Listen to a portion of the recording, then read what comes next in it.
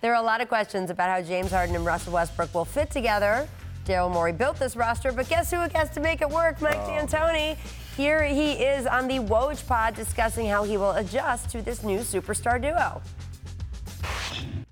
James is a horse, and now, the second superstar you add is a horse, and you just try to match it up and try to get the best and then play the way that we need to play to be the best. And our offense, and it's funny, people, they got to change their offense. Well, it's been the number one or two. Right. Golden State's the best ever, and we're right behind them. Right. And actually, from mid-November on, we were 1 point better offensively efficient than any team in the league. So we're not changing much. We'll tweak it, but to say you got to change, you can't win that way, that's BS. This I thought was a fascinating conversation, by the way. I listened to it this morning, and it's super fascinating because Mike D'Antoni, as of today, still only has this next season left on his deal. Clinton, do you think that this puts even more pressure on him to figure out how to make these guys work together? I actually think paradoxically it does the exact opposite. D'Antoni's got a year. Nobody actually thinks D'Antoni is the guy that's going to make this happen if you ask them. And that's what's so strange about this, because it's been his system that's led the league in terms of offense for so long. But I don't think anybody's thinking, oh man, if D'Antoni gets it done, I'm going to change my image of what he is as a coach. I think a lot of people feel like on some level he's been what's holding them back, oddly enough. And as much as I might not agree with that, I think it makes for an easy situation. Hey, we've got him for this year. Hey, we've made a bunch of moves. If it doesn't work out, we can all move on. I think this is actually a pretty reasonable situation to expect some decent success from that team and that coach. Well, I can see what they're going to do. They have two pick-and-roll big men because they just added Tyson Chandler, and they've left Clint Capella. They have two terrific pick-and-roll ball handlers, and they have an ISO player, maybe the greatest ISO player of all time. I'm not worried about him scoring points.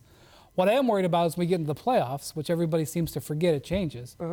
People are just not going to guard Westbrook. They're just not going to guard him. Unless he spends the next 6 months showing people he can shoot the three, he's a dramatically worse shooter than Chris Paul is as an off-ball player. Yeah. And so that's what I just think. And that's what I want to know. I mean, I'm not worried about him scoring points in January. I'm worried about him going far in the playoffs with what the competition is going to be. That's my concern of the trade. Yeah, I mean, in a half court, you got two guys who need the ball in their hands, one of whom can't shoot, neither of whom move very much when they don't have the ball, and we're expecting, it'll be fine. And Mike's right, his offense isn't the problem. It's not the reason why they haven't gotten over the hump. But we're talking about personnel-wise, this addition does not make sense. And to me, it actually undercuts Mike, and it doesn't help that, as you said, he's going into the last year of his contract, and the extension they offered him was a low-ball extension. And so all of this smacks to me of ownership that follows NBA 2K closer than it follows actual basketball. Because there's no way you can tell me Russell Westbrook is a better fit for this team. And that's even before we talk about the pick inventory that they gave up to get him.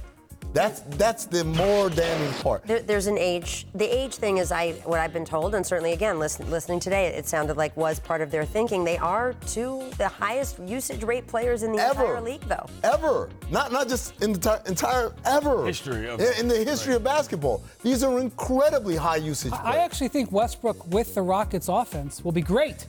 With the floor being spread for him, I mean, this was a big issue with Oklahoma City. He didn't have shooting. Right. The Rockets have great shooting. Except, I think when Russell is out there running the show, he could be awesome. He could be better. Except he's got to play with Harden. There you go. Especially in tight playoff situations. So how do the touches get passed around? Like, how does that work? Well, Westbrook's the one who's going to have to sacrifice. He's the lesser player at this point. See, I think the opposite, because if Westbrook's going to be effective at all, these triple-doubles have to count for something in terms of distribution. I think Harden, as a better shooter in this situation, is the one who's going to have to step back, because Westbrook can't function at all, I think, in the same way without the ball. I think Harden can do it without yeah, sure.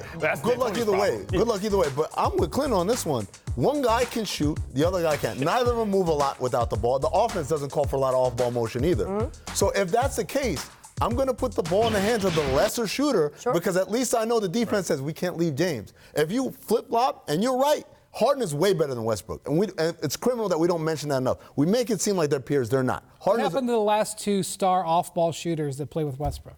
Look, nobody's saying it's effective. I'm not saying what they got to do. But this is why I'm saying this deal was bad, Brian. This is exactly what I'm saying it's bad. But the only way you can make it work is if you have adequate spacing, and you can't do that if Westbrook's in the corner because no one respects him. What did Kevin Arnovitz say in the last segment? There are a couple teams in the West who think that they are title contenders who will end up, by definition, losing in the first round. It will be interesting to see. We talk about all these teams and what their strengths and weaknesses are. Someone is going to be coming up in a way that they do not expect. Thanks so much for watching ESPN on YouTube. For more sports analysis and highlights, download the ESPN app. And for live streaming and premium content, subscribe to ESPN+.